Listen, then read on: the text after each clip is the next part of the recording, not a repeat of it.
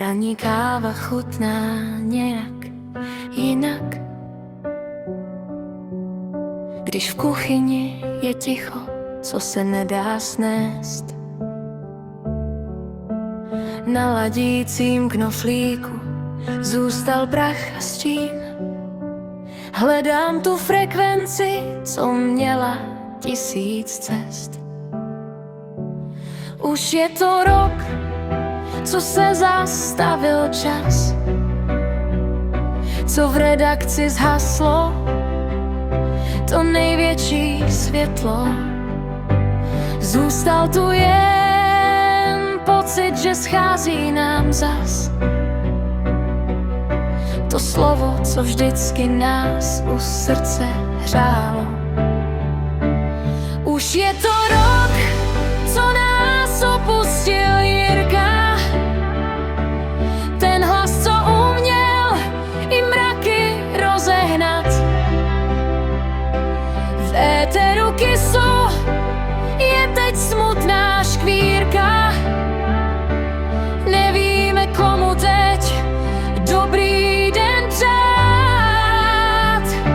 Stále nám chybí ten úsměv v tvém hlase, co zněl z repráku, když byl den šedivý. I když tě neslyšíme v tomhle čase, v našich vzpomínkách si stále živý.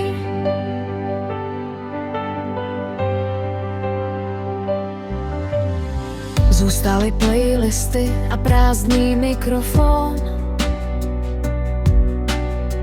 v archivu nahrávky, co hladí po duši.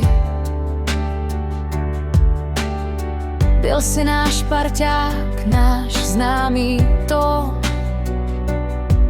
že jsi pryč, nám pořád uši netuší.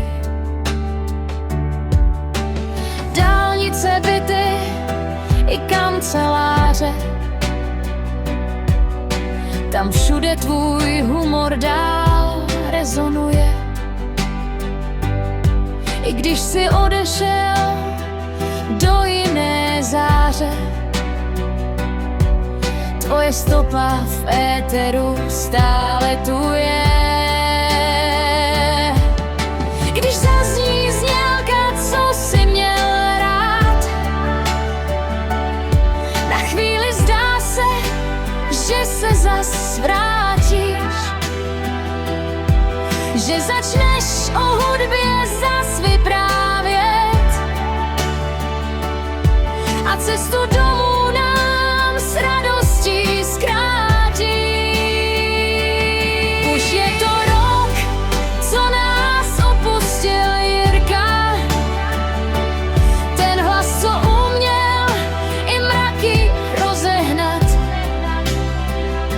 V éteru kysu je teď smutná škvírka, nevíme, komu teď dobrý den přát. Stále nám chybí ten úsměv v tvém hlase, co zněl z repráku, když byl den šedivý.